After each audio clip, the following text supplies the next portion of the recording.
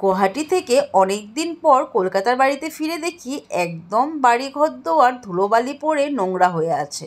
তো যাই হোক, সেই নোংরা ধুলোবালি পরিষ্কার পরিচ্ছন্ন করে দুপুরবেলায় কোনো মতে সেদ্ধ ভাত রান্না করে খেয়েছিলাম। তো রাতের বেলায় ভাবলাম আজকে না হয় একটু বাইরেই ডিনার করে আসা যাক। তো যা ভাবা সেই কাজ। তো আমাদের বাড়ি থেকে একদমই 2 পা এগিয়ে গেলেই একটা কলকাতার জনপ্রিয় চাইনিজ রেস্টুরেন্ট চাউমিন। সেখানের চাইনিজ খাবার দাবার দুর্দান্ত হয়, আর এমবিয়েন্সটাও খুব ভালো, আর স্টাফদের বিহেভিয়ারও খুব ভালো। তো যদিও আমাদের বাড়ির খুব কাছে, তবে আমরা বেশিরভাগ এখান থেকে অর্ডার করেই খাই। তবে আজকে অনেক দিন পর এখানে ভাবলাম খেয়ে নিই, মানে এসে খাই। তো যাই হোক, প্রথমেই আমরা একটা স্যুপ অর্ডার করে নিয়েছিলাম। এই স্যুপটার নাম ছিল লাংফাং স্যুপ। এখানে প্রন, চিকেন, মাশরুম, ল্যাম্প সব কিছুই ছিল। স্যুপটাও কিন্তু দুর্দান্ত ছিল।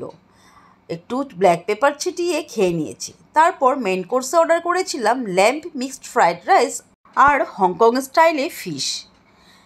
এই ফিশের রেসিপিটা ছিল বাসা ফিশের।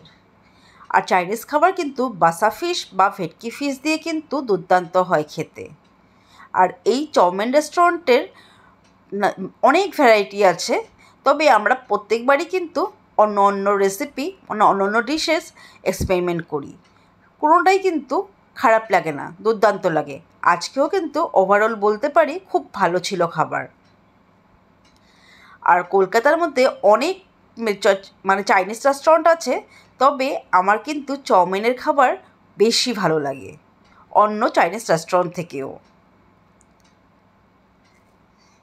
যাই হোক, তারপর আমরা খেয়ে দিয়ে বাড়ির দিকে রওনা হলাম। আজকে এই পর্যন্তই। আবার দেখা হবে পরবর্তী আরেকটা ভিডিও।